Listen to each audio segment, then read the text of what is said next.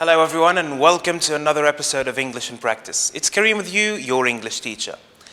One problem facing English learners is mispronouncing English words. And that can happen for different reasons, but we're not going to discuss these reasons. What we care about today is that we learn the correct pronunciations of some English words. So this is what we will do today. We will have some words that are mispronounced by English learners or some English learners, and then we will learn how to pronounce them correctly, so keep watching.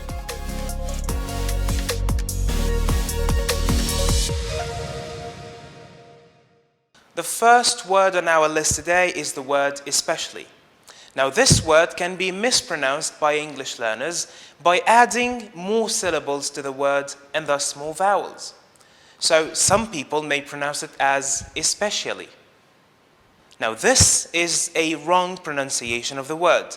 Now I believe that some people make this mistake because of how the word is spelled. But that doesn't matter now. What matters is that we learn the correct pronunciation.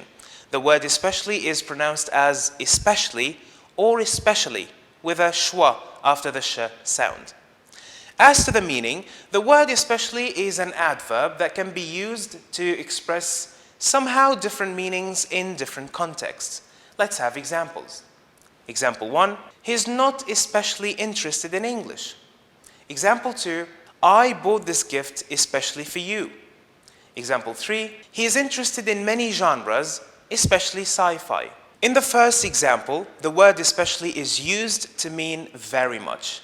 So, our example means he is not very much interested in English. In the second example, the word especially is used to mean particularly or to introduce a particular reason. So when I say I bought this gift especially for you, that means I bought this gift for a particular reason, and that particular reason is you. In the third example, the word especially is used to emphasize the importance of one thing among other things, to show that this thing is more important than the other things. So when I say he is interested in many genres, especially in sci-fi, that means he is interested in many genres, particularly in sci-fi. So the word especially is used in this example to show that the sci-fi genre is the most important genre among the other genres. Word number 2 on our list today is the word social. The word social is one of the common mispronounced words by English learners, probably because of its spelling. Now this word is supposed to be pronounced as social. However, I've heard many people pronounce it as social. Now this made me doubt myself actually, so I did check different reliable academic dictionaries, and none of these dictionaries support the pronunciation social. So I believe it is safe to say that social is wrong and social is the correct pronunciation. As to the meaning, the word social is an adjective that is used to refer to activities in which people meet and spend time together. Like when you meet with your friends, when you eat out with your friends, when you do many things out or maybe indoors with your friends. Let's have an example. I don't eat a lot because I'm a social eater. Now, this example is interesting because I'm using the adjective social to describe something about me. The word social in this example is used to say or is used to refer to the idea that I only eat when there are people around me eating. Now, when I say I don't eat a lot because I'm a social eater, I mean that I don't eat a lot because I only eat when I am around people who are eating with me, of course. So I don't eat alone. The third word on our list today is the word determined. Now, this word can be pronounced as determined and determined. There's a slight difference between these two pronunciations, and you can notice this difference if you listen carefully. The difference is in the last vowel. The last vowel in determined is I, and the last vowel in determined is a, schwa.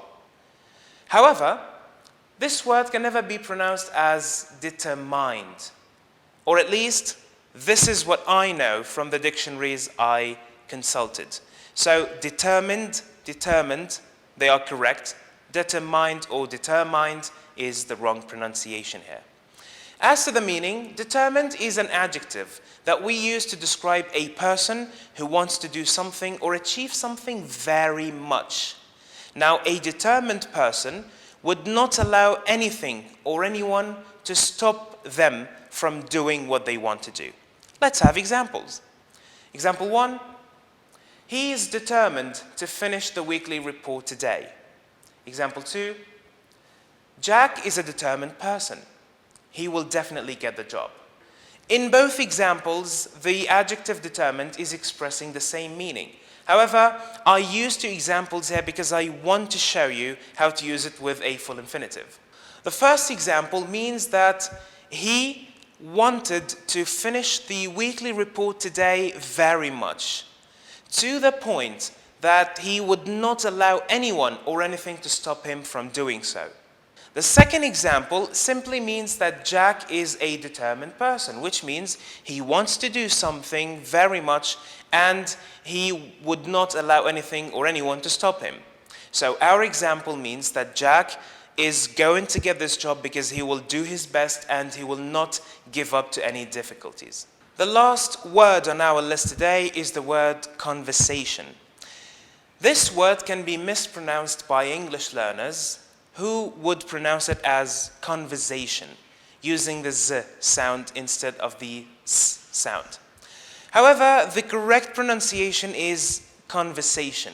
I believe we all know that a conversation is basically the noun that refers to a talk. So when you have a conversation with someone, that means you talk to someone about something, of course. Let's have examples. Example 1, my father and I had a conversation about my future. Example 2, I started an interesting conversation with my teacher about atoms. Now, in both examples, conversation is used in the same way. It's used to mean the same thing. However, I use two examples to show you how to use this noun with different verbs. The first example shows you that you can use the noun conversation with a verb have, has, or had to mean that you talk or talk to someone about something. So when I say, I had a conversation with my father about my future, that means I talked to my father about my future. The second example also shows you that you can use conversation with a verb start, which means to begin. Now, when I say I started an interesting conversation, that means I began talking to someone about something. Today, we looked at some words that can be mispronounced by English learners. We looked at the wrong pronunciations and we learned what the correct pronunciations are. I hope you enjoyed the lesson. Thank you very much. Stay safe.